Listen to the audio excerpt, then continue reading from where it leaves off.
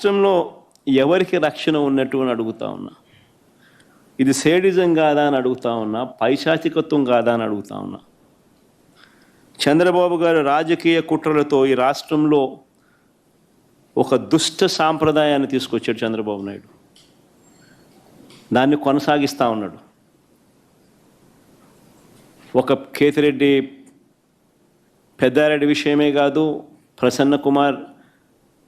ప్రసన్న విషయం ఒకటే కాదు, కాకాని గోవర్ధన్ రెడ్డి, వల్లభనేని వంశీ, చెబిరెడ్డి భాస్కర్ రెడ్డి,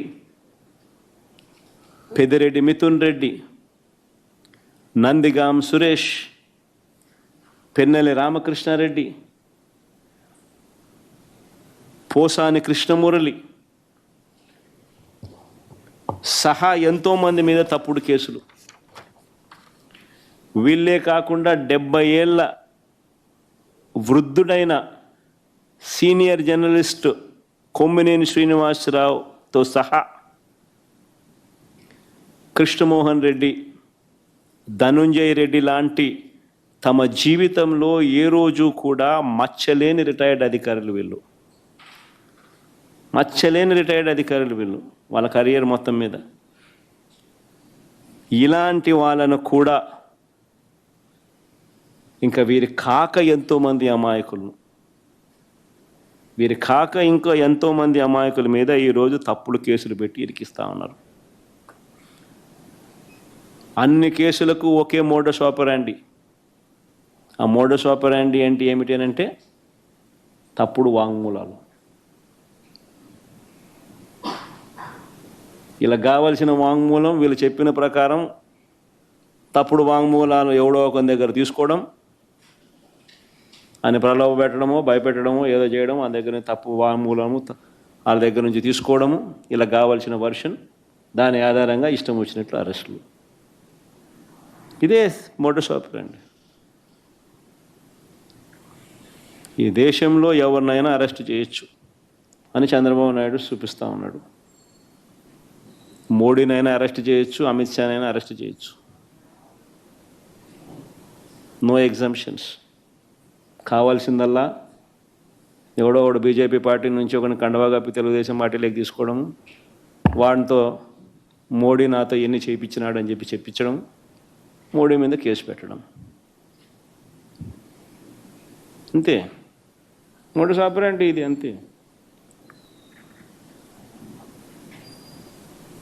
ఎవడి మీదైనా కానీ ఇదే మోడస్ ఆపరాండి. నేను అడుగుతా ఉన్నా, ఇదే సాంప్రదాయం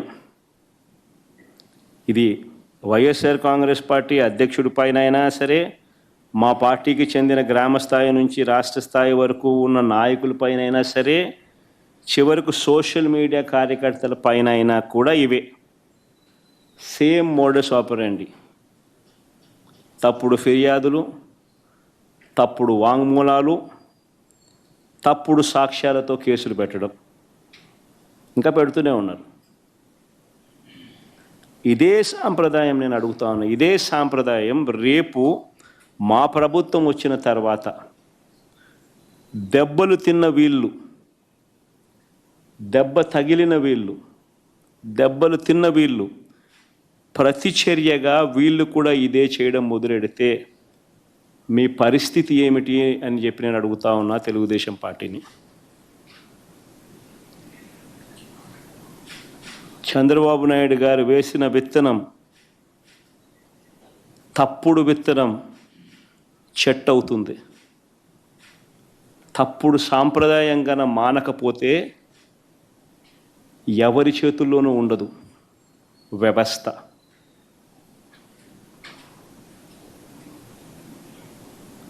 చాలా అంటే చాలా తప్పు చేస్తూ ఉన్నాడు చంద్రబాబు నాయుడు. ఈరోజు దెబ్బ తగిలిన ప్రతి ఒక్కడు రేపు పొద్దున ఇదే కొనసాగిస్తే మా ప్రభుత్వం అధికారంలోకి వచ్చిన తర్వాత చంద్రబాబు నాయుడు పరిస్థితి ఏమిటి, తెలుగుదేశం పార్టీ పరిస్థితి ఏమిటి? ఎల్లకాలం ఇవే రోజులు ఉండవు.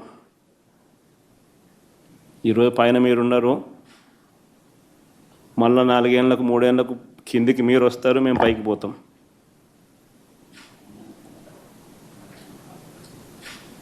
కానీ మీరు చేసే ఈ తప్పుడు సాంప్రదాయం రేపు విషవృక్షం అవుతుంది.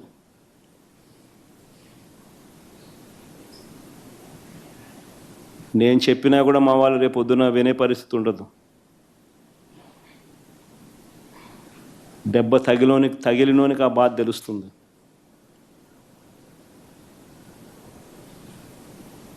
చంద్రబాబు, ఇప్పుడైనా మేలుకో, తప్పు తెలుసుకో, తప్పుడు సాంప్రదాయాన్ని సరిదిద్దుకో.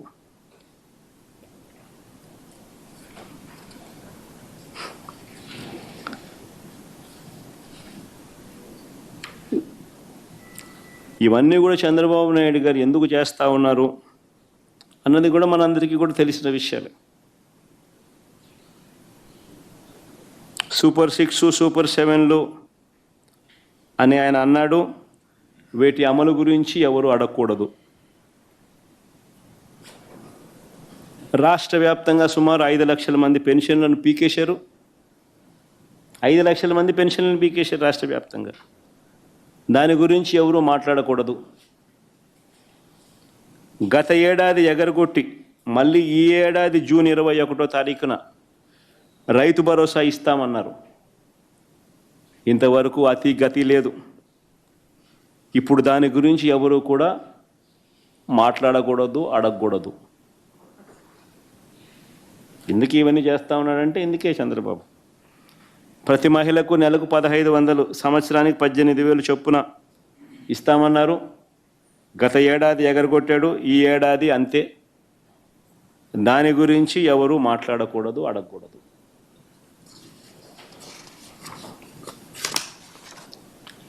ఏటా 3 సిలిండర్లు అన్నాడు. గత ఏడాది 2 సిలిండర్లను ఎగరగొట్టేశారు. ఇస్తానన్న ఒక్క సిలిండర్ కూడా అందరికీ అందలేదు. ఈ ఏడాది అసలే 3 సిలిండర్లలో అసలే లేదు. దీని గురించి కూడా ఎవరు అడగకూడదు, మాట్లాడకూడదు. బడికి వెళ్ళే ప్రతి విద్యార్థికి 15,000 ఇస్తానన్నాడు. గత ఏడాది ఎగరగొట్టేశాడు. 15,000 కాస్త 13 అయింది. ఈ ఏడాది కూడా 30 లక్షల మందికి ఎగరగొట్టేశాడు.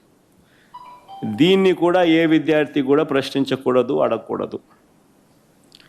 నిరుద్యోగ యువతకు నెలకు 3,000 ఇస్తానన్నాడు. ఏడాదికి 36,000 చొప్పున నిరుద్యోగ భృతి అన్నాడు. గత ఏడాది పూర్తిగా ఎగ్గొట్టేశాడు. ఈ ఏడాది కూడా పూర్తిగా ఎగ్గొట్టేదానికి శ్రీకారం చుట్టాడు. ఎవడు దీని గురించి మాట్లాడకూడదు, అడగకూడదు. 50 ఏళ్ళు దాటితే పెన్షన్ అన్నాడు. 50 ఏళ్ళు దాటితే 48,000 మీ చేతుల్లో పెడతానన్నాడు. గత ఏడాది ఎగ్గొట్టాడు, ఈ ఏడాది ఎగ్గొట్టే కార్యక్రమమే చేస్తూ ఉన్నాడు.